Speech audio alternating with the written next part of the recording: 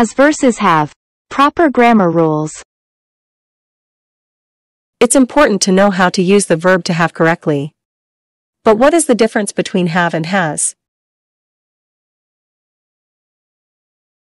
Before we go further, please subscribe and turn on the notification. And let's continue. Read on to find sentences with has and have, as well as to learn the grammar rules that dictate when you should use them. Present tense uses of have and has. Both words are present tense forms of the verb to have. The past tense form is had, and the present progressive tense, or continuous tense, is having. The correct verb conjugation depends on the sentence's point of view. First person, second person, and plural third person conjugations that use the pronouns I, you, we, and they require the writer to use have. The same rule applies when a noun or name replaces the pronoun.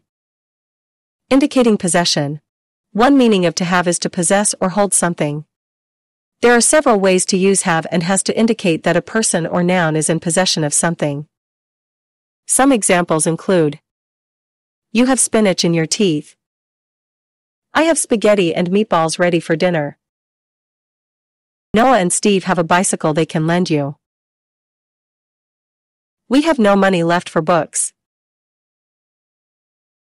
You don't need another dog, you already have 3.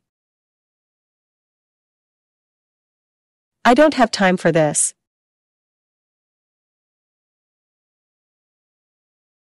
They have a beautiful house on the lake. Singular third-person conjugations use has. These pronouns include he, she, and it. Here are some examples of sentences that use has. Angela still has a year left on her car lease. He has chocolate ice cream in the freezer. Carl's roommate has a pet raccoon.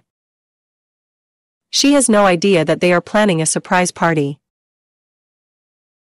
The bird has a nest in the backyard. Letty has so much homework tonight. Your car has a full gas tank now. Have and has as modal verbs. When have to or has to shares meaning with must in a sentence, they're used as modal verbs to express mood. This usage influences the subject and compels them to action in a present tense sentence. The grammar rules for various conjugations are the same as above. For example, I have to get to school on time. You have to tell me what you know. Your friends have to go home now. These examples are usually intuitive to English speakers. Using the wrong form of to have doesn't sound right, making it easy to identity. However, using proper subject-verb agreement doesn't stop in the present tense. Auxiliary verbs in present perfect tense. Also known as helping or linking verbs, auxiliary verbs join with active verbs to create a verb phrase. When have and has connect with past participles, they form the present perfect verb tense. Present perfect describes an ongoing situation that has occurred in the past and in the present. Here are some ways to establish the present perfect tense for I, you, we, and they conjugations with have. I have loved running my whole life. You have written a beautiful book. We have worked at the coffee shop for 5 years. My parents have owned their boat since I was born. When the sentences contain a singular third-person perspective, use has. For example, my neighbor has lived next door since last July. The school has needed repairs ever since last year's flood. She has known about the accident since she saw the news last night. It has been hot in California all month. To create the past perfect tense, use had in place of has or have. Past perfect tense describes a continuous action that is no longer taking place. Contractions of has and have. The grammar rules of using has and have are the same when using their contractions. These shortened words are effective ways to make your conversational tone more casual or efficient. Contractions of have. American English reserves most of its have-related contractions for the present perfect tense. The point of view of the sentence, as well as the verb tense, indicates which contraction you should use. Here are some examples of contractions that use the word have. I've known that you liked me for a long time. You've been told not to swim in the deep end. We've included a map in our wedding invitation. They've told me how to make ice cream before. I should have paid more attention in class.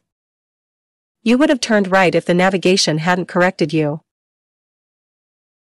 We might have missed the freeway exit. Note that the ending VE is consistent when the noun is first, second, or singular third person. The rule is the same even when modal verbs like should, could, would, and might are present. Contractions of has. Has is not as versatile as other forms when it comes to contractions. Check out additional examples of ways to use has in a contraction for plural third-person nouns in present perfect tense. Harriet's already set the table. My dad's bought a new car. It's been a difficult year. She's seen that movie before. Has works in present perfect tense as well as have. However, when combined with modal verbs, even third-person nouns and pronouns shift to forms of have. Examples include: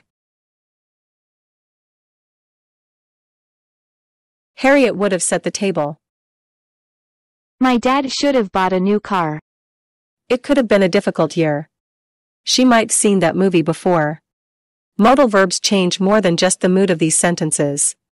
They are some of the only instances in which you use have in a singular third-person conjugation. Contractions to show possession. Unlike British English, American English doesn't typically use contractions when indicating possession, as it can get confusing with contractions of is. However, it is used in possessive contractions when combined with the word got. For example, she's got a lot on her mind. I've got no plans for the weekend. You've got a lot of nerve. The water's got to be boiling by now. More grammar clarifications. Now that you know all about the uses of have and has, take a look at more grammar articles that clear up more confusion. You can learn about using much versus many when describing quantities, or when to use can or may to ask permission. Once you know the rules, grammar can be a lot of fun. Okay student, I think it's enough for today. If you have any questions, please write down in the comments section below. And if you're new here, don't forget to click the red subscribe button over there. Also don't forget to give your thumbs up if you watch this video. And if you have a bit more time, why don't you stick around and watch another English lesson? Thanks for watching and goodbye.